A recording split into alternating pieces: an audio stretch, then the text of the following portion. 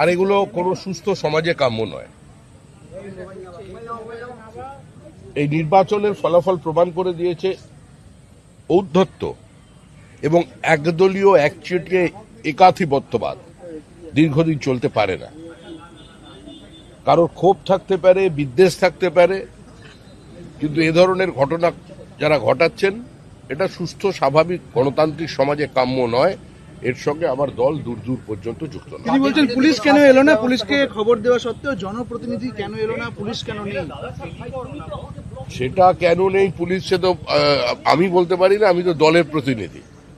সেটা পশ্চিমবঙ্গ রাজ্য সরকার বলতে পারবেন, কারণ বিরোধী দলনেতা শুভেন্দু অধিকারীকে গাড়ির মধ্যে জীবন্ত পুড়িয়ে দেওয়ার চেষ্টা হয়েছিল উত্তরবঙ্গে।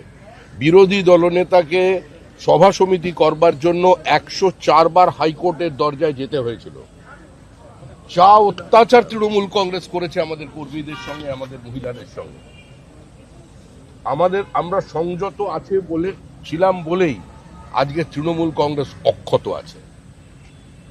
মায়ের সামনে ছেলে ভাত খাচ্ছে, তাকে গুলি করে খুন, মহিলাদের মাথা ন্যাড়া করে তাদের দিয়ে থুতু চাটানো, নৈহাটিতে পুরুষকে সম্পূর্ণ বিজেপি করার অপরাধে উলঙ্গ করে তাকে থুতু ফেলে চাটানো, বিজেপির হয়ে নির্বাচনে প্রতিদ্বন্দ্বিতা করার অপরাধে 5 লক্ষ টাকা জরিমানা দিয়ে বিধায়ক মানে পদপ্রার্থীকে তাকে বাড়ি ঢোকানো, অত্যাচার কিছু বাদ রেখেছে?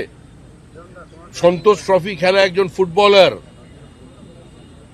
বাগবাজার অঞ্চলে থাকেন, সুইগির জিনিসপত্র সাপ্লাই করে নিজের জীবন ধারণ করে, বিজেপির বুথে বসেছিল, মা অন্যের বাড়ির গৃহ পরিচারিকা, বাবা প্যারালিসিস, একজন প্রতিভাবান ফুটবলার, তার নখগুলোকে সারাশিদি উপড়ে নেওয়া হয়েছিল। যান দেখে আসুন, সেগুলো কভার করুন। তারপরে যে তৃণমূল কংগ্রেসের এই বিধায়ক আর মন্ত্রীগুলো অক্ষত আছে না, এটাই হচ্ছে বিজেপির কারণে আছে। আমাদের জায়গায় অন্য কেউ থাকলে, যদি তৃণমূল থাকতো, আজকের ক্ষমতায় আসতো, আজকে এখানে আমি দাঁড়িয়ে থাকতাম না, আমার 500 কর্মী খুন হয়ে যেত। আর যদি কংগ্রেস বা সিপিআইএম হতো, তাহলে আজকে যিনি বলেছেন বিবৃতি দেওয়ার অবস্থায় থাকতেন না, অনেক আগেই লিঞ্চিং এর শিকার হয়ে যেত। যে অত্যাচার দক্ষিণ 24 পরগনায় হয়েছে, 3টে সভাপতির গাড়ি ভাঙা হয়েছে, অকারণে যেভাবে মারধর করা হয়েছে মানুষকে, আমাদের ওখানকার প্রাক্তন জেলা সভাপতির কোমর চিরকালের জন্য সেটা নষ্ট করে দেওয়া হয়েছে। রূপা গাঙ্গুলি আমাদের দলের তখন মহিলা শাখার সভানেত্রী ছিলেন, কি করা হয়েছিল রূপা গাঙ্গুলির সঙ্গে দক্ষিণ 24 পরগনায়? ডায়মন্ড মডেল প্রচার করতে এলেন না কেন?